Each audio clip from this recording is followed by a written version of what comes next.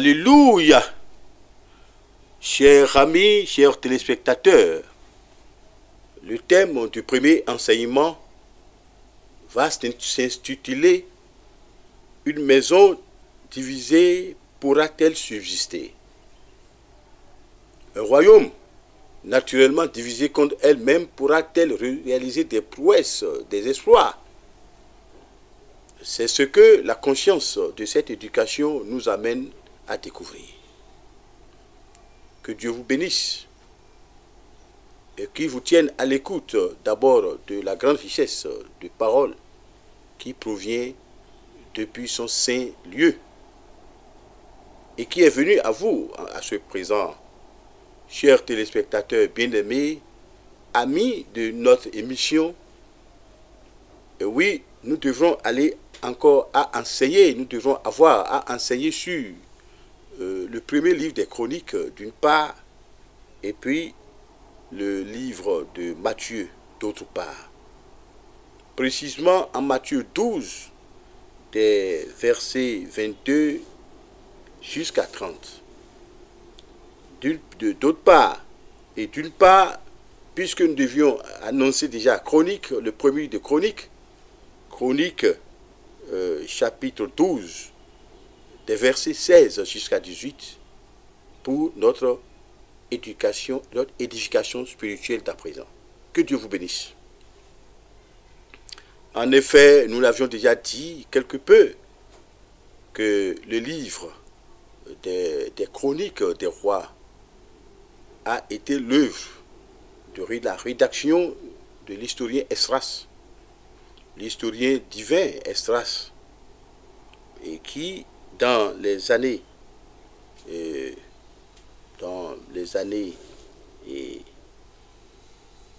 460 avant Jésus-Christ, s'était évertué à récupérer par divers découpages cette facette de l'histoire du peuple d'Israël. Et cette facette qui résumait déjà dans un premier temps le livre des deux livres des rois, et puis les grands faits déroulés sous la dynastie du roi Samuel. Voilà l'essentiel du premier livre des rois. Ben, c'était l'histoire de la Judée,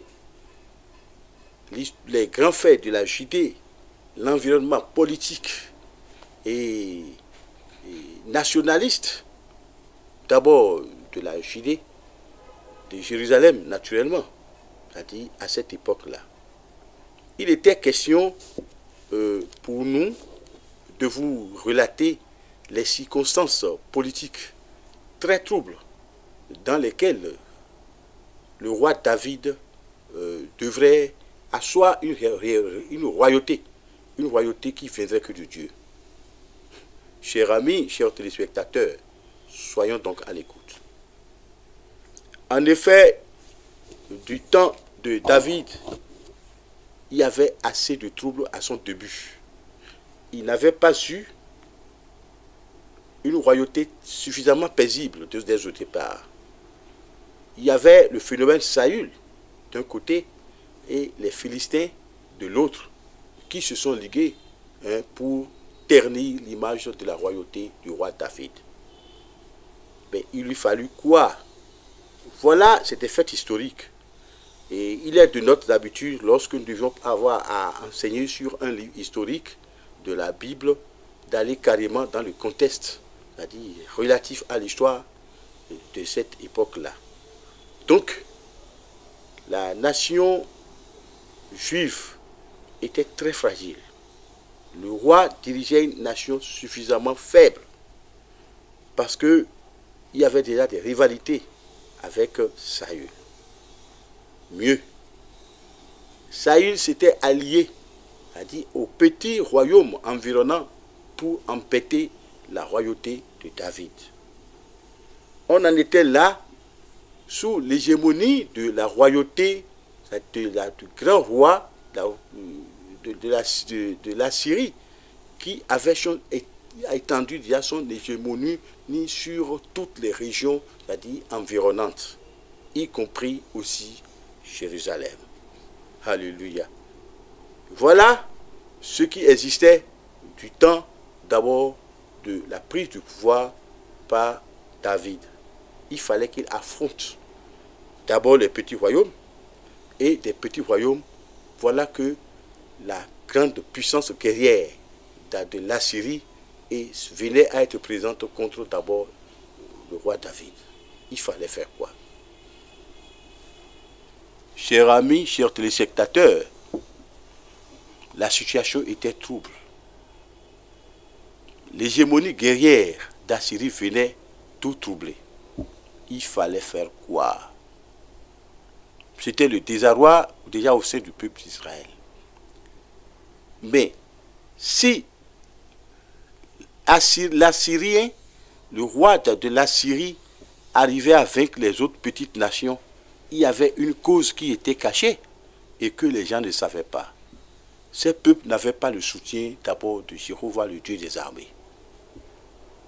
Mais David, dans son secret, ne jurait que par le Dieu des armées, l'Éternel, le Dieu de son père, le Dieu d'Abraham. Il jurait que par, il jurait le monde que par là. Donc, une différence allait se produire. Dieu l'a inspiré, naturellement, pour demander d'abord la faveur et le secours des grands guerriers des autres peuples. Il y avait les guerriers d'Amissaï, les guerriers de la tribu des Manassés.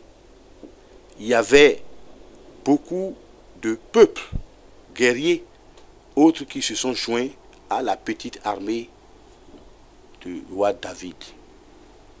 Les Philistins ont été mis en déroute. Les gens de Saül ont été également mis en déroute. La faveur de l'Éternel était scandée, était présente autour d'abord de l'armée du roi David. C'était le secret de sa réussite. Chers amis, chers téléspectateurs, il y avait eu un grand facteur. Le facteur, c'était l'unité des armées, l'unité des forces guerrières autour de David. David leur a tendu la main, ils sont venus. Les grands guerriers étaient venus avec leurs boucliers, leurs harpes. Et puis, puisqu'Israël n'avait pas d'abord beaucoup de matériel, tous ces matériels se sont réunis aux mains de beaucoup de guerriers qui sont restés dans le cœur, dans les mêmes esprits d'idées que le roi David. C'était la raison de la victoire du roi David.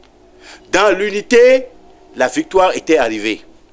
Dans l'unité, les ennemis ont été mis en déroute. Dans l'unité, la grande armée du royaume de la Syrie était mise en branle. L'unité des petits royaumes, l'unité des petites armées a fait de ces armées une très grande armée, une armée unie, soudée et dirigée par l'Esprit Saint venu du Dieu de l'éternité, le Dieu des armées. Voilà le décor de cet enseignement.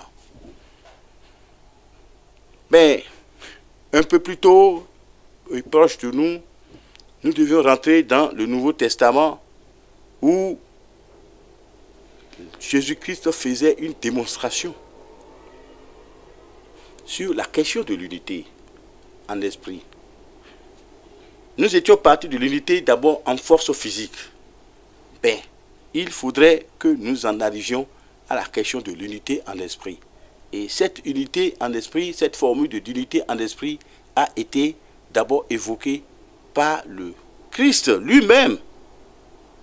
Allons dans Matthieu chapitre 12, des versets 22 jusqu'à 30. Lorsqu'on amena au Christ des démoniaques qu'il guérissait, il chassait tous les démons du corps de ces démoniaques, de ces possédés. Il guérissait les malades possédés par les esprits de la méchanceté, d'abord spirituelle. Jésus-Christ était resté dans une autorité sans pareil. Alors, les pharisiens, les sadducéens, les moqueurs de l'époque, hein, les hommes de science de l'époque, les scribes qui étaient imbus de jalousie, c'est-à-dire se sont mis à dire, oui, oui, vous dites qu'il a guéri les fous, il a guéri les malades, il a chassé les démons. Parce qu'il ne pouvait plus oser dire devant le peuple que c'était pas une guérison vraie. C'était une guérison incontestable, incontournable. Mais comme il ne voulait pas d'abord entendre parler du Christ, il fallait aussi qu'il dise quelque chose. Qu'il dise quelque chose pour d'abord dépeindre d'abord les prouesses du Christ. Alors, ils sont rentrés dans le peuple. Ils ont évoqué aux yeux même de Jésus-Christ, aux oreilles de Jésus-Christ, que non, ce n'est pas Bézéboul qu'il est en train de guérir. Bézéboul, c'est-à-dire le chef des diables d'abord d'une cohorte donnée. C'est-à-dire, ce n'est pas Bézéboul qu'il est en train de guérir. Alléluia. Mais si le diable se levait contre le diable, c'est la chute. Parce que Bézéboul d'abord est d'abord une faction du diable. Si par exemple, il leur a dit, mais si une nation se levait contre elle-même, elle sera détruite. Mais vous pensez que moi, si j'étais du diable, c'est le Christ qui le disait, j'allais encore lutter contre le diable? Démontrons que ce n'est pas, c'est parce que je ne suis pas du diable que j'ai pu réussir à lutter contre le diable et à terrasser le diable. D'abord, la démonstration future, d'abord de la grandeur spirituelle de Jésus-Christ sur les autres esprits ne va pas se faire attendre. Parce que, vous savez, Jésus-Christ a été ébranlé le diable sur toutes les sphères du monde. D'abord le monde visible et le monde invisible.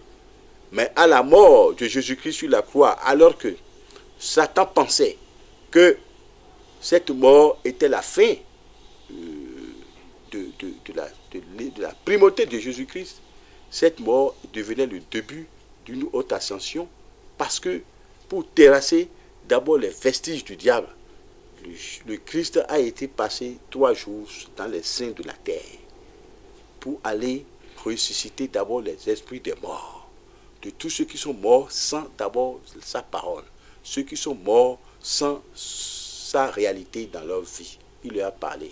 Donc, la mission salvatrice du Christ était rendue totale à partir de la mort.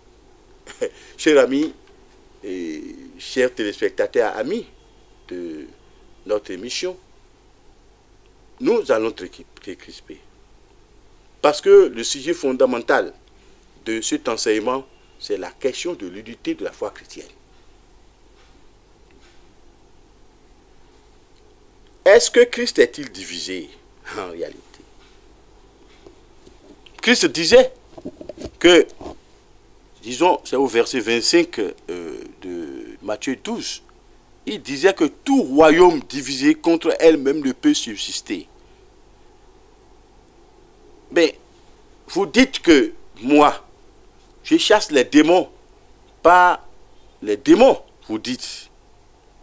Mais si moi je chasse les démons, pas Bézéboul, et les fils, et vos fils, par qui ils ont chassé, ils chassé les démons. Qui est-ce qu'ils ont fui chasser les démons? Et eux, ils ont chassé les démons par qui?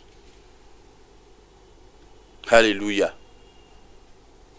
Là, le monde est confondu. Le monde de la détraction est confondu tout à fait. Mais si vous dites que moi, je chasse les démons par Bézéboul, je vais tuer Bézéboul par la main de Bézéboul, ben non. C'est-à-dire, il fallut une puissance d'abord supérieure à celle du monde pour pouvoir ébranler le diable et le chasser. C'est ce que cela veut dire. Ça veut dire que tout le monde d'abord de la spiritualité en Christ est un. Les anges sont un. Les esprits, c'est-à-dire soumis à la grandeur de l'éternité, sont un. Quand on parle d'anges, quand on parle d'archanges, c'est des armées bien organisées. Quand on dit Michel en Apocalypse, chapitre 12, 7, c'était mis à chasser d'abord des cieux Satan.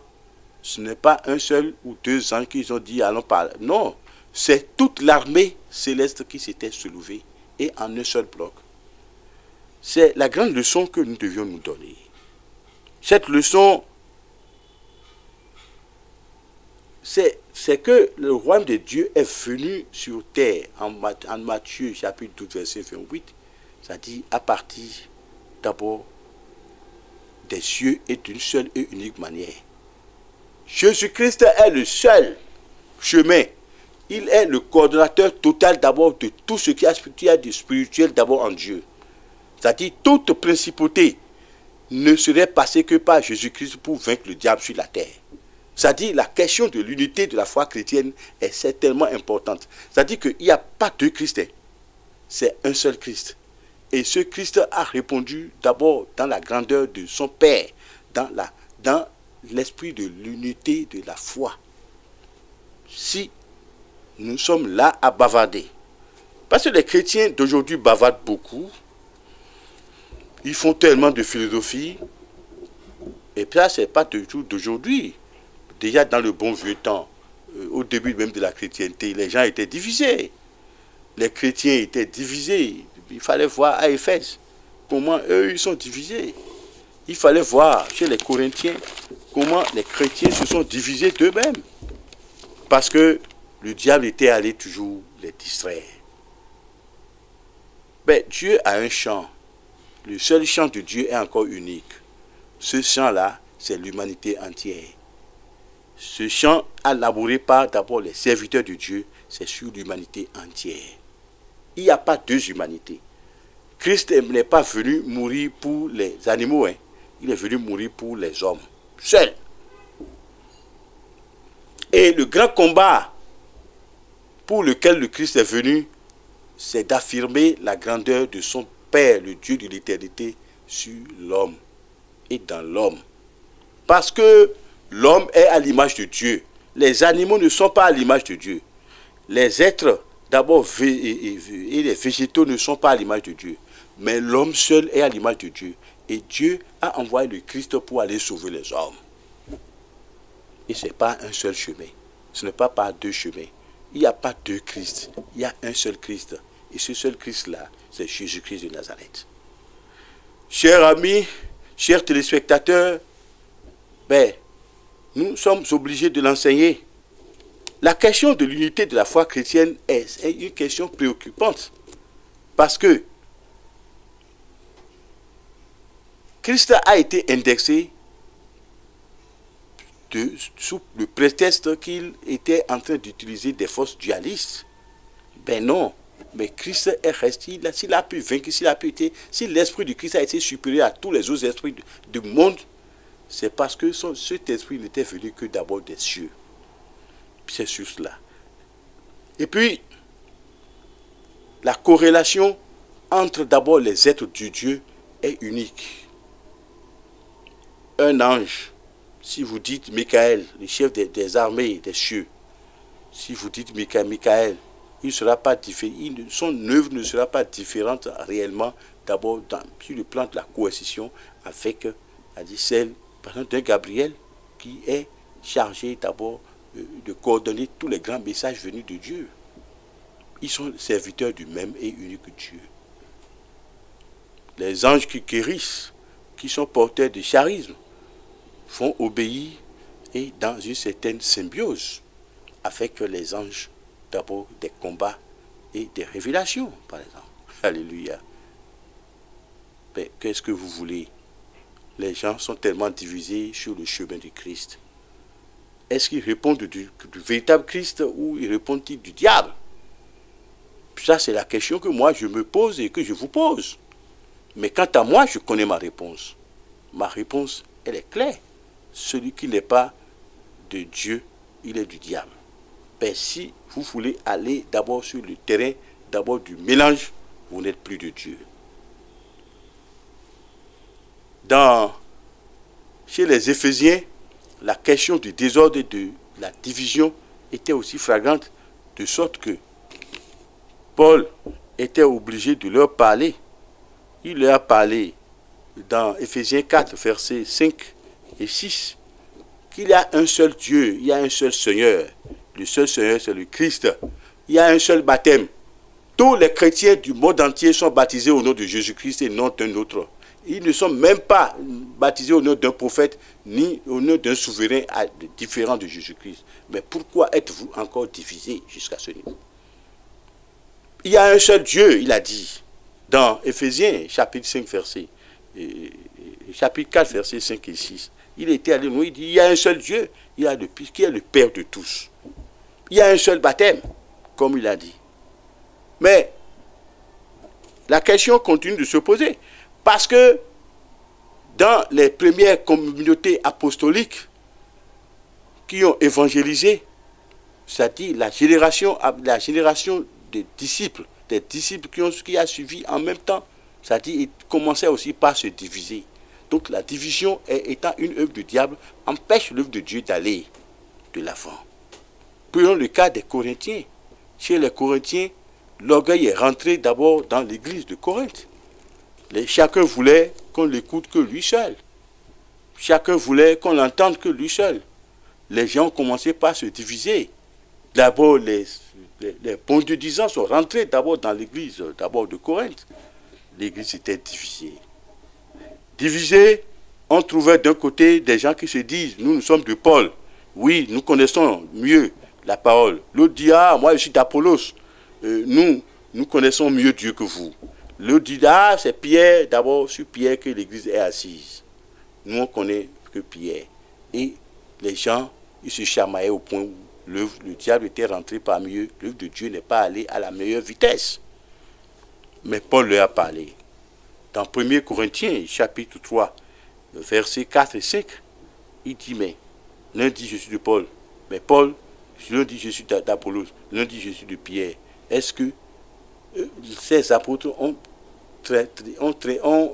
professé un évangile différent de celui de Jésus-Christ? Donc vous êtes tous des frères. Ben, ce qui serait fondamental aujourd'hui que moi je vais vous enseigner, c'est que déjà chez les Éphésiens, Paul a parlé. Il a parlé du perfectionnement du corps de Christ.